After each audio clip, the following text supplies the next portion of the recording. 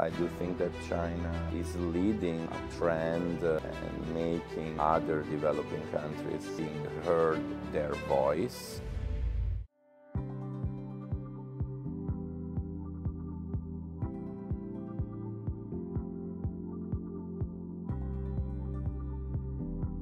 I felt that China's contribution to the area of international economic law was extremely important because the type of vision and contribution of China would have affected China and the rest of the world, and focusing specifically on non-trade concern, which is a way to try to rethink about international economic institutions like the World Trade Organization, also in the bigger perspective, the International Monetary Fund, the World Bank, and others. So there are all these areas of non-trade concern extremely important because it would rebalance some of the concern that comes from China and several others developing countries where the international economic institution, including the World Trade Organization and the trade rule, has been shaped. Many members, many developing countries were not yet members of this organization, so they couldn't shape the way these rules have been set,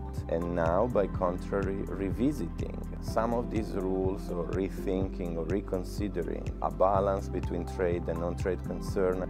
I see this way of negotiating new deals and new agreements constructive, not only for China, but for the rest of the world. So if that is the objective of Chinese modernization, I think that that's really forward-looking, so very important. I do think that China is leading a trend and making other developing countries being heard their voice. I have noticed trends that acknowledge the fact that China is leading and is promoting the voices of other developing countries in various areas, including climate change, for example. Without China agreement with the United States pre-Paris agreement, we wouldn't have the Paris agreement. This is a confirmed commitment by China in the Paris agreement, even when the US left. I believe it was extremely important to maintain the trust and the confidence that this agreement, as other environmental agreements, could be achieved, and moving forward with other developing countries' contributions.